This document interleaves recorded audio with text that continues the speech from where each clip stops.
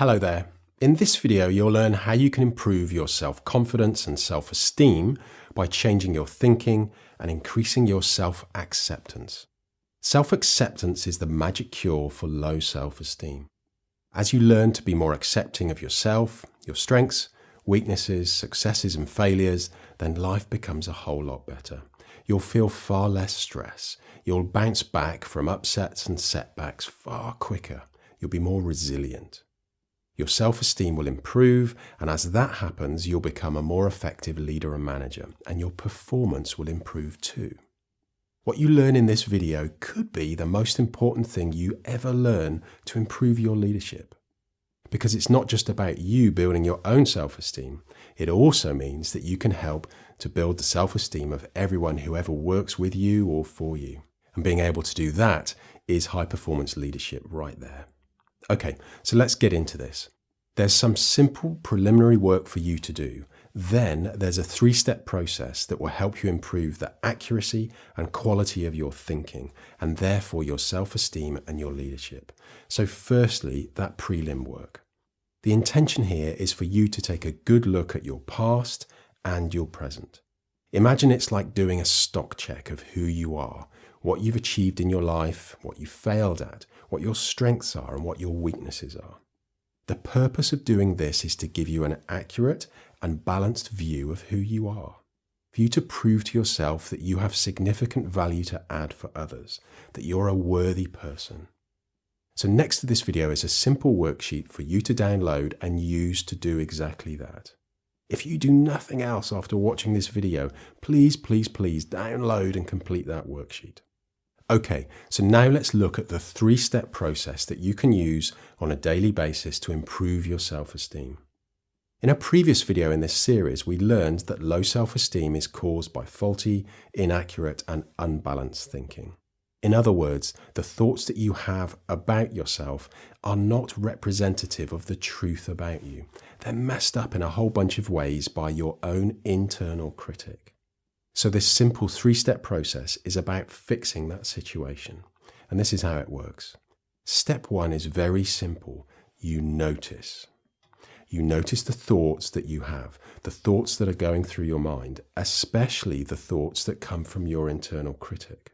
The ones that say things like, you're not good enough, or see, I told you so, or don't do that, it's too risky, or why do you think that you can do that? You'll never be any good, you're a bad person, you're not worth anything. Those are the thoughts I'm talking about. The first step is to pay much closer attention to those thoughts, to notice them when they arise and what they're saying. And those thoughts can be very sneaky. They can work themselves into your mind in very subtle ways so that you don't notice them.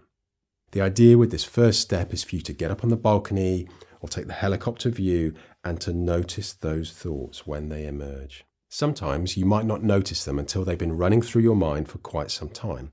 That's okay, that's fine. You did eventually notice them. And as your noticing skill improves, you'll notice them more often and you'll notice them quicker, sometimes in the moment as they're happening. That's all the first step is, noticing your thoughts, and especially the ones from your internal critic. As you develop this skill, you'll become the observer of your thoughts and not just the participant of them. You'll perhaps notice them like you would notice words and sentences moving across a movie screen at the cinema. Over time, you'll start to realize that you have thoughts, but you are not your thoughts. And don't try to force those inaccurate or negative thoughts away or to resist them, because that won't work. They're very persistent. There's something far more powerful that you can do. So now on to the next step. Step 2 is also simple, and it's this. When you notice the thoughts from your internal critic, you ask 3 questions about those thoughts. So you notice a thought like, you're not good enough, or that's too risky, or they think I'm stupid, or it's all my fault. And then you immediately ask the following 3 questions. The first question is this.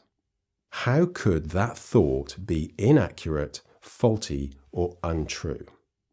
The second question is this. What is a more accurate thought to have about this? And the third question, what's the best action for me to take now? So The first one, how could that thought be inaccurate, faulty, or untrue? The second question is this, what is a more accurate thought to have about this? And the third one, what's the best action for me to take now? As you ask those three questions, you'll immediately see how inaccurate the original thought was, and then you'll make it more accurate, and you'll see options for what you can do to take action if you want to. The questions will cause an internal inquiry for you that will neutralize those types of thoughts. And as this happens, you'll notice your negative feelings of low self-esteem that were caused by the original thought starting to subside. So step 2 is about challenging the original negative thought with those three questions and then having an internal inquiry about that. That inquiry may also help you understand how your internal picture of good got created in the first place. Who were the painters of that picture in your past? Whose voices it was that told you you must do this or you should do it like that? Or who told you that you weren't good enough? This isn't about blaming anyone, it's just about knowing where the voices and opinions came from. And here's the third step for you. It's very simply for you to take some kind of action. The third of those questions has already pointed you in the right direction and given you some ideas. The action that you take depends on the situation about which the original critical thought occurred. If it was about an important conversation that you know you need to have, you may then choose to actually go and have that conversation. If it was in relation to a potential opportunity at work, you may choose to take that opportunity. If it was about an important decision that you know you need to make, you may choose to make that decision. If it's in the middle of a meeting where you disagree about something, you may choose to speak up and say what you think. Or if it's something that you disagree with your boss about, you may choose to discuss your disagreements with him or her. In other words, you choose to take an action that you may not have taken as a result of believing the original critical thought. If it's something much more trivial than those examples, and by asking the questions, the whole thing just dissolves with nothing that you need to do about it, you can take the simple action of just smiling and saying to your internal critic, "Thanks for sharing." You can't fight that internal critic. It'll never completely go away. But what you can do is notice when it speaks up through those critical and inaccurate thoughts, question those thoughts to either dissolve them or make them more balanced, and then take action of some kind. As you do this, the internal critic will grow quieter and quieter. In fact, it'll get to the point that the only time you'll notice it is when it's a good idea to notice it, when its point of view is worth you paying attention to, and then it becomes more of a friend and a guide. So that's the 3 steps. Firstly, noticing your thoughts, especially the critical ones. Secondly, to question those thoughts, to dissolve them or reframe them. And then thirdly, to take an action of some kind, whether it's big or small. And as you do these things, they'll become habits, and your self-esteem and your self-confidence will grow. And as that happens, your leadership ability will grow too.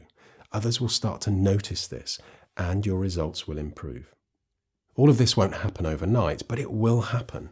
Every time you question a critical thought and take a small action that you wouldn't otherwise have taken, you're building your self-acceptance, your self-esteem, and your self-confidence. In terms of your quality of life and how you feel every day, this could be the most important habit that you develop. Imagine a level of self-acceptance and self-esteem that's so healthy and strong that nothing can negatively affect it, like a rock impervious to attack by wind or rain. From time to time, storms will happen around you. Life will throw situations at you that you'd rather it didn't, but you just stand there, letting it all roll over you. Of course, there may be a wobble or you may even fall down, but you don't stay down very long. You get up quick, dust yourself off, and get back in the game. Now, that's worth learning a few simple habits to achieve. So there are 3 worksheets for you to download. The first one is that preliminary exercise to balance your past and present. The second one gives you those 3 questions. Now you could print this off, stick it up on the wall in your office, or even keep it in your wallet. You could also use it to do a bigger inquiry about a specific negative thought from your internal critic, writing out your answers in more detail. And the third worksheet is a list of other things that you could also do to build your self-acceptance, self-esteem, and self-confidence. So please download those worksheets now. Thanks so much for watching this video. I hope you found it useful.